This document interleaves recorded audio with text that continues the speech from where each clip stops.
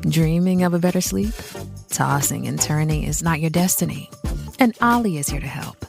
Ollie invites you to sink into sweet, sweet slumber to improve your mental and physical health and overall wellness. More than just melatonin, Ollie's ingredients help you unwind your mind for a delightfully dreamy drift off. Sleep is on the way at Ollie.com. That's OLLY.com.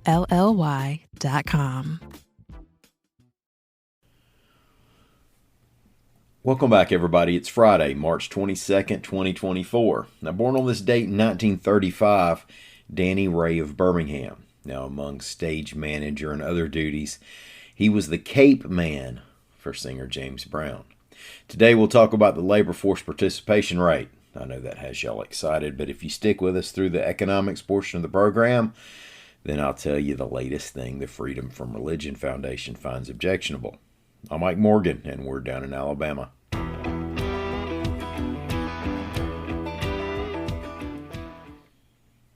The Alabama Supreme Court has authorized what would be the state's next execution, reports AL.com's Ivana Rinkiu. The governor will set the time frame for that execution. Now, the victims of the murder that took place were Floyd and Vera Hills of Guin. They were 87 and 72 years old, respectively. In June 2004, Jamie Ray Mills and his wife, Joanne Mills, carried out a plan to rob the couple of cash, and Jamie Mills used a machete, tire tool, and hammer to kill him. Joanne Mills is serving life in prison. Jamie Mills will get lethal injection. We know Alabama's unemployment rate is quite low, and except for that pandemic lockdown blip, it's been quite low for several years now. Lately, it's been hanging out between 2.5% and 3%.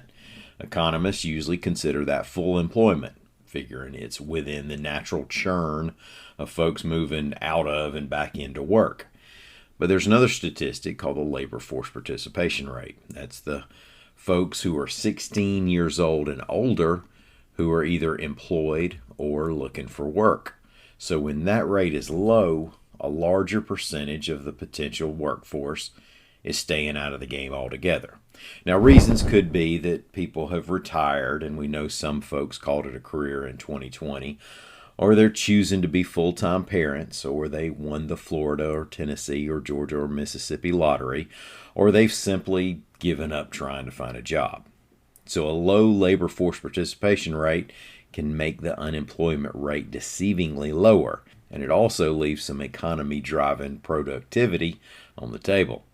Now, the U.S. averages a rate of about 63%. Alabama, meanwhile, is well beneath that at 57%.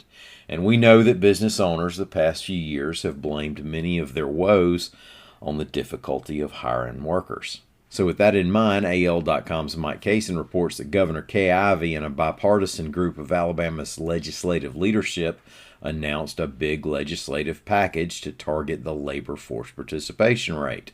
They're calling it Work for Alabama.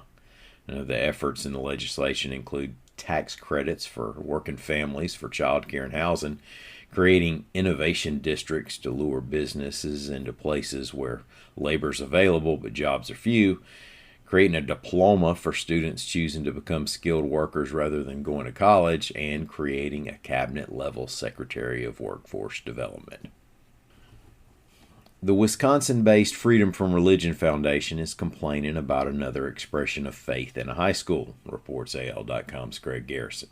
Oak Grove High School's football team reportedly adopted the motto, God, Team, Me. Now, if you're not familiar with that phrasing, it implies a listing of priorities. Similarly, God, Family, Country, you may have heard that. Or, if you prefer, me, myself, television, video games, drinking bourbon and chasing women, job. Well, the Freedom from Religion people really don't prefer the God, Team, Me priority list, at least not for high school football players at a public school. They sent a letter of complaint about the motto appearing on playoff hoodies, shirts, in the team's locker room. They sent the letter to Jefferson County Superintendent Walter B. Gonsolin, Jr. It's not the first correspondence that Gonsolin has received from the group, although presumably the exchange hasn't included Christmas cards. Gonsolin, quote, "The Jefferson County Board of Education is on record as fully supporting the right of its students and all members of the education community to pray and engage in voluntary religious expression in school settings. Thank y'all so much for listening. Have a great weekend. We're going to be back here on Monday. Until then, y'all come on by and see us on the internet at al.com.